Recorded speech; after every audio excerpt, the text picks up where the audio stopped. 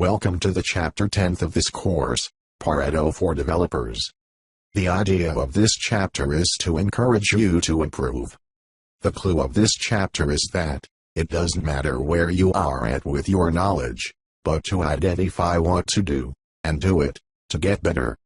There are certain things you can do to improve. Let's go one by one. Number 1 on how to improve. Measure yourself. Identify things you can measure and try to improve.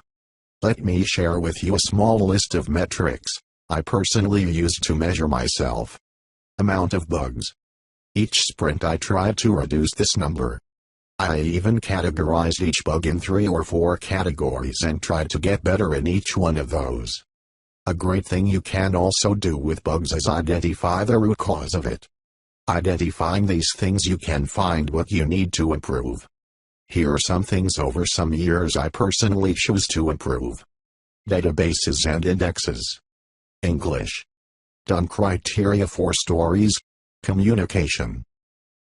Amount of hours used for research. I used to count how many hours I could use to learn something new. Each sprint I tried to do faster than planned so I can save some time to do researches. At the end of the sprint I used to count how many hours I was able to invest in researches. Estimated versus real. We already talked about this topic. If you estimate something in 20 hours and you do it in 4, or if you do it in 30, you are not doing well. Why this is wrong?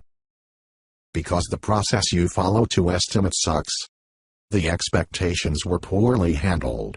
Next time you estimate 10 hours, your manager won't give you that time because he'll think you are overestimating. So what is a good number? 20% under or over is a good number to try to reach. Working hours. I measure how many hours I had to work. I will be honest, most of the times you have nothing to do. You have to put extra effort because the project is on fire. But it's good to know when that happened. You can at least think about the problem and next time perhaps you find a way to avoid them. Promised vs delivered. This is similar to estimates but with dates. If I said I will have this feature by Tuesday, then Tuesday it is. If I deliver on Wednesday then I have a 1 on that task. If I deliver on Monday is a -1. Then each sprint I tried to have 0 or near 0, meaning I could deliver on things on time. Here are some clues about metrics. Do metrics. Do it, no matter if you start with only one metric. Invest little time to collect them. Remember they are paying you to do code, not to do metrics. If it takes you a day to collect a metric, then don't choose that one. Use a metric that helps you without taking too much time.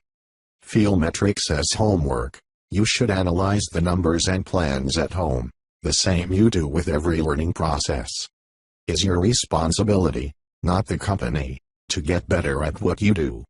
We will talk about this a lot more on the next chapter. Number 2. As you may notice, this video is just a part of a certain lesson from the course Pareto for Developers. You can access the full material following the link in the video's description. You can also subscribe to the channel for other great videos we are sharing here. That's all for now. Goodbye.